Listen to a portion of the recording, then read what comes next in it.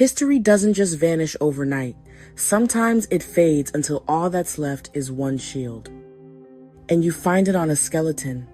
Some poor guy still standing at his post, still guarding something, long after anyone stopped caring about what he was guarding. The metal's beat up, cracked, and worn out, like it's been sitting there absorbing centuries of things we don't even have words for anymore. And underneath all that, there it is. A city with walls and towers, and above them is a crown of light. A jagged sunburst sitting over the spires, like the city itself was a throne for the sky. The item description puts it plainly. The seat of the sun is long faded away. It was not destroyed or conquered. It faded. And that's our only clue. A realm older than the Erdtree once existed, and it burned under a completely different light.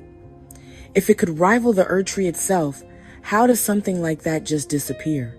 And why is its only headstone a rusted shield in the hand of a corpse? Now look at where this shield turns up. Not in one tomb, not in one city. It shows up across the entire world. And that's the first real clue. Skeletal beastmen carry it in Farum Azula, those storm-racked ruins that predate basically everything we know. Skeletal swordsmen hold it in Limgrave, in Caelid, and on the Altus Plateau, right under the Erdtree's nose, even on the frozen mountaintops of the giants. And deep in the shadow of the Erdtree, towering giant beast skeletons still bear its shape. Same shield, different bones, different corners of the world. That's not a coincidence. That's a map. It means the Sun Realm wasn't a single kingdom you could circle on a map. No castle, no capital. It was the world that existed before the Erdtree's dominion. A civilization that stretched continent-wide, back when the land wasn't carved up by demigod wars and the politics of grace. No borders as we'd recognize them. The horizon was the border, and the dead are still carrying its flag from one end of the world to the other. So before we go deeper, I want to know what you see here. Does the seat of the sun describe a hidden place or a lost age? Comment your answers or drop a sun emoji below. So what actually was this world? The shield gives us a hint just by who's holding it. Human skeletons, beastman skeletons, both, together. That's not nothing, that's coexistence.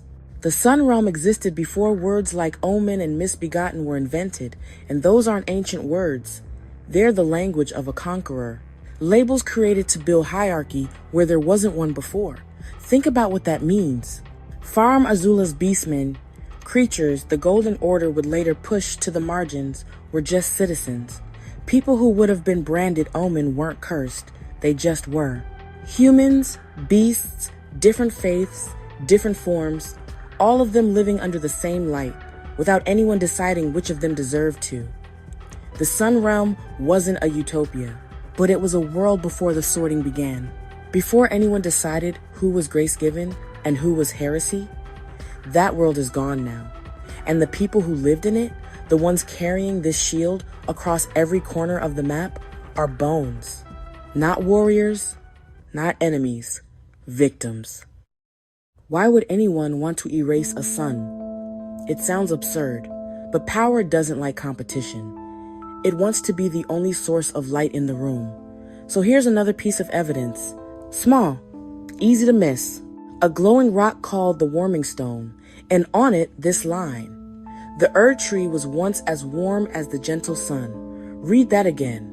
Was once as warm as. That's not poetry. That's a comparison. It's saying the Erdtree, at the height of its power, carried the same qualities the sun once did: warmth, comfort, and life.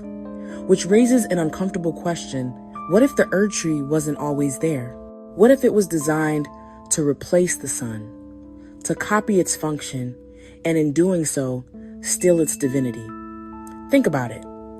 A tree that gives light, that warms, that offers grace and the promise of eternal life.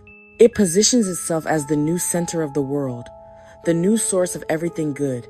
And once it's done that, it only needs one more move. Call everything else heresy. Because you can't have two sources of ultimate truth.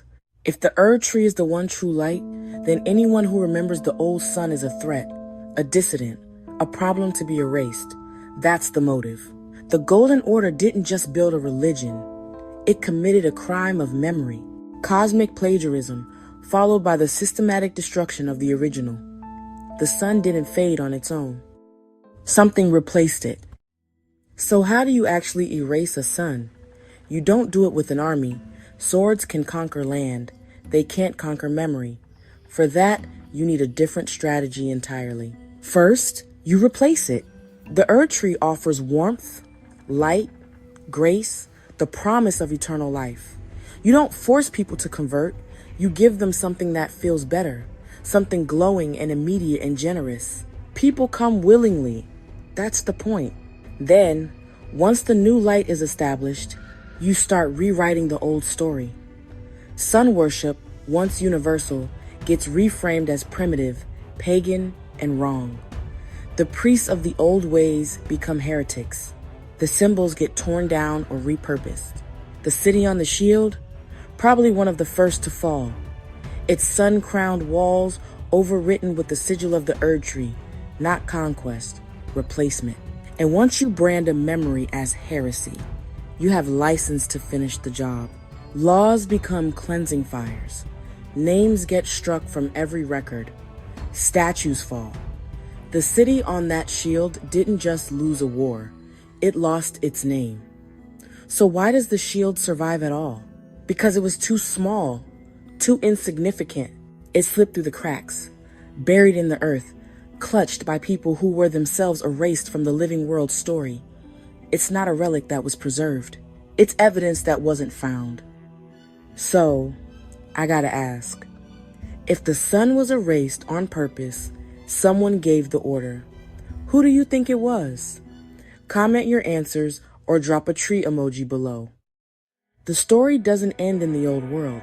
The Land of Shadow gives us something the main lands don't. A place hidden from the Erdtree's light where older histories were left to survive. And there are more pieces here.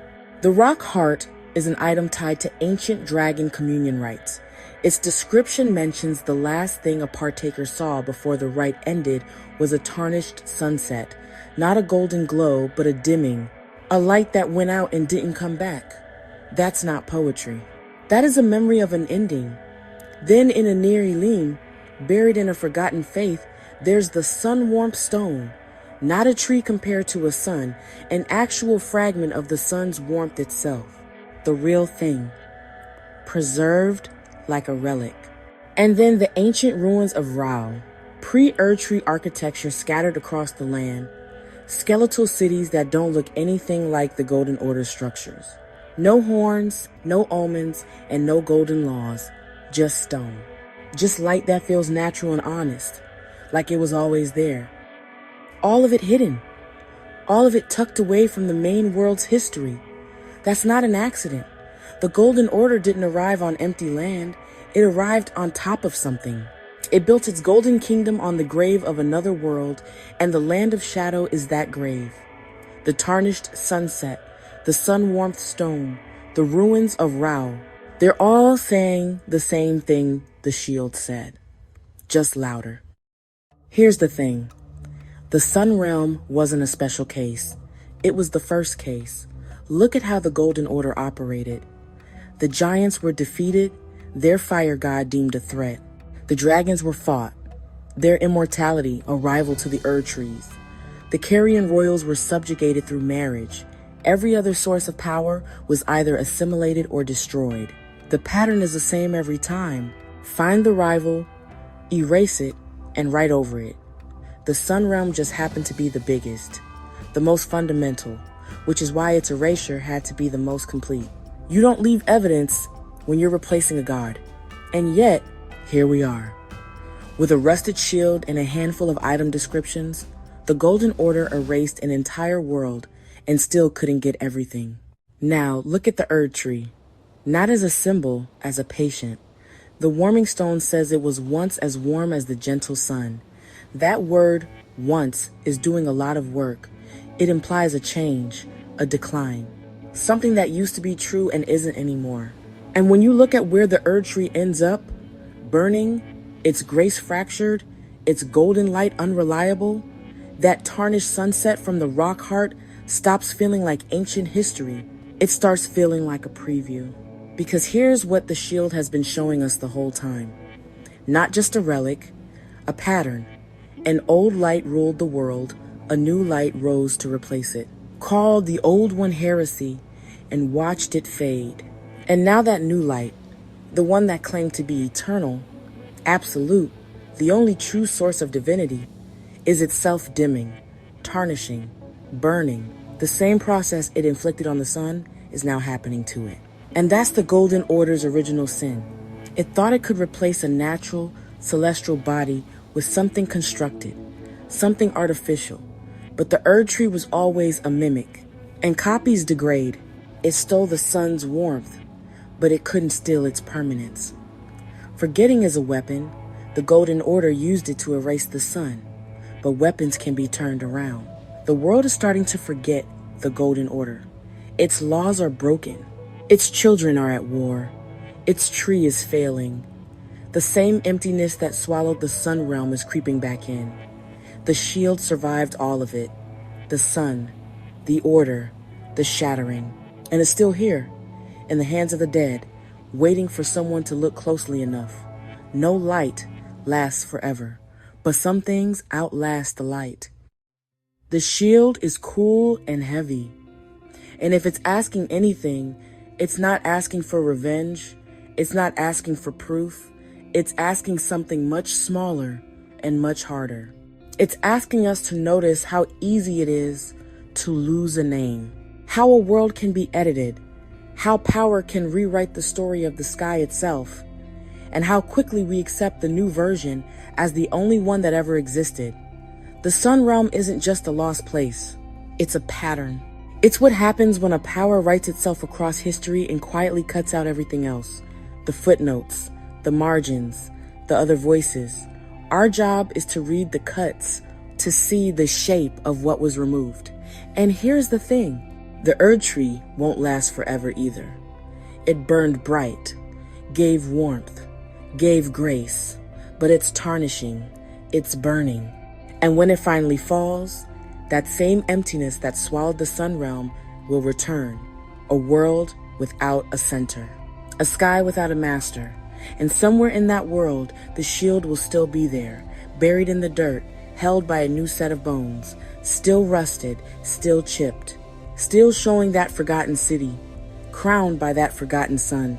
That line, the seat of the sun is long faded away, will mean something new then. It won't just be the epitaph of one lost kingdom, it'll be the epitaph of two. The Golden Order didn't just win a war of swords, it won a war of information. It censored an entire world, and the only reason we know that is because a few pieces slipped through. We're holding one of them right now. So when we tell this story, when we look at the rust and ask the question nobody in the lands between is asking anymore, that's not nothing. In a world built on forgetting, remembering is the most defiant thing you can do. The shield doesn't want a new kingdom. It doesn't want justice. It just doesn't want to be forgotten. And right now, we're the only ones left who can hear it. Keep this story close. Let it be the small, stubborn light that refuses to go out, even after everything else already has. If you made it this far, drop a candle emoji in the comments. Please like and subscribe. Thanks for watching.